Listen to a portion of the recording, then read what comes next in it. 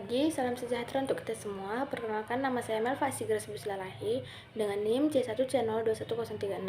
Di sini saya akan membawakan materi tentang PPh Badan. Materi yang pertama yaitu pengertian pajak penghasilan badan. Pajak penghasilan badan atau PPh Badan adalah pajak yang dikenakan atas penghasilan suatu perusahaan, sebagaimana ketentuan dalam Undang-Undang Pajak Penghasilan, Undang-Undang PPh.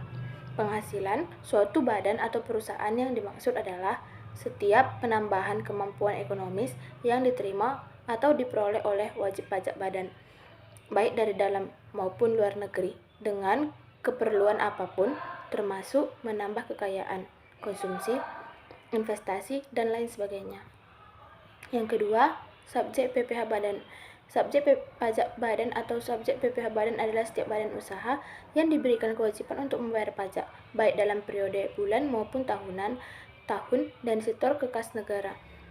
Berdasarkan Undang-Undang Ketentuan Umum dan Tata Cara Perpajakan, Undang-Undang KUP, yang termasuk dalam pengertian badan adalah sebagai berikut. Yang pertama, perseroan terbatas.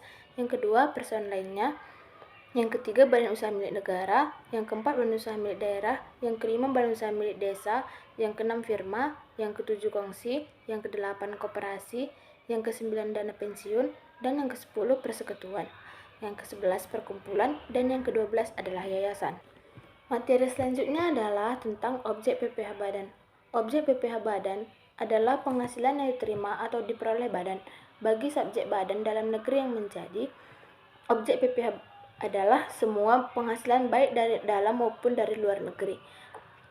Penghasilan yang sebagai objek pajak penghasilan badan sebagaimana tercantum dalam pasal 4 ayat 1 Undang-Undang PPh ini meliputi yang pertama, hadiah dari kegiatan dan penghargaan, yang kedua, laba usaha, yang ketiga, keuntungan karena penjualan atau karena pengalihan harta selain tanah dan bangunan, yang keempat, penerimaan kembali pembayaran pajak yang telah dibebankan sebagai biaya, yang kelima, bunga termasuk premium, diskonto, dan imbalan karena jaminan pengambilan utang. Yang keenam, dividen. Yang ketujuh, royalti atau imbalan atas penggunaan hak. Materi selanjutnya itu tentang norma perhitungan PPh. Yang pertama, yang boleh menggunakan MPPN. Wajib pajak OP yang melakukan kegiatan usaha atau pekerjaan bebas yang peredaran brutonya dalam 1 tahun kurang dari Rp4.800.000 boleh menghitung penghasilan neto dengan menggunakan norma perhitungan penghasilan neto dengan syarat memberitahukan kepada Direktur Jenderal Pajak dalam jangka waktu 3 bulan pertama dari tahun pajak yang bersangkutan. Yang kedua, dalam hal terhadap wajib pajak badan atau wajib pajak OP yang melakukan kegiatan usaha atau pekerjaan bebas dilakukan pemeriksaan sebagaimana diatur dalam Undang-Undang KUP. Ternyata wajib pajak orang pribadi atau badan tersebut tidak sepenuhnya menyelenggarakan pembukuan atau tidak bersedia memperlihatkan pembukuan atau pencatatan atau bukti-bukti pendukungnya. Penghasilan netonya dihitung dengan menggunakan norma perhitungan penghasilan neto.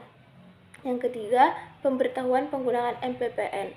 Dianggap disetujui pemberitahuan penggunaan norma perhitungan penghasilan neto yang disampaikan dalam jangka waktu 3 bulan sejak awal tahun pajak yang bersangkutan. Dianggap disetujui kecuali berdasarkan hasil pemeriksaan. Ternyata wajib pajak tidak memenuhi persyaratan untuk menggunakan norma perhitungan penghasilan neto. Materi selanjutnya yaitu tentang pembukuan PPh Badan.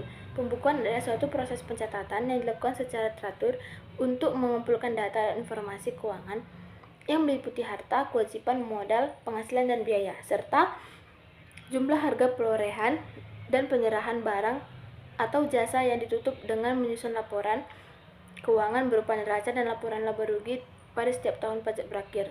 Wajib pajak yang wajib menyelenggarakan pembukuan adalah wajib pajak orang pribadi yang melakukan kegiatan usaha atau pekerjaan bebas Indonesia. Yang kedua, wajib pajak di Indonesia. Nah, materi selanjutnya itu tentang tarif PPh Badan.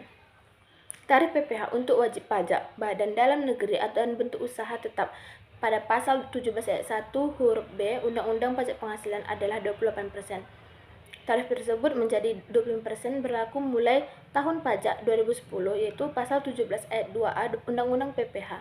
Tarif pajak untuk wajib pajak badan dalam negeri yang berbentuk perseroan terbuka yang paling sedikit 40% dari jumlah keseluruhan saham yang disetor diperdagangkan di Bursa Efek di Indonesia dan memenuhi persyaratan tertentu lainnya dapat memperoleh tarif sebesar 5%, lebih rendah daripada tarif untuk wajib pajak pada umumnya, yaitu pada pasal 17 ayat 2B Undang-Undang Pajak Penghasilan.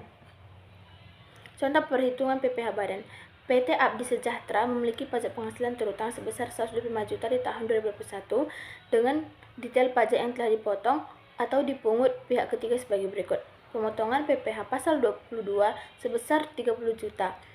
Pemotongan PPh pasal 23 sebesar 15 juta. PPh pasal 24 untuk pembayaran kredit PPh luar negeri sebesar 40 juta rupiah. Kredit pajak sama dengan pemotongan pajak pasal 22 tambah pasal 23 ditambah pasal 24 sama dengan 30 juta ditambah 15 juta ditambah 40 juta sama dengan 85 juta. Dasar perhitungan angsuran sama dengan pajak penghasilan di tahun 2021 dikurang kredit pajak sama dengan 125 juta dikurang 85 juta sama dengan 40 juta rupiah. Besar angsuran per bulan yaitu 40 juta rupiah dibagi 12 sama dengan 3.333 juta rupiah. Sekian materi yang dapat saya sampaikan. Apabila ada kesalahan kata mohon dimaafkan. Sampai jumpa di materi selanjutnya.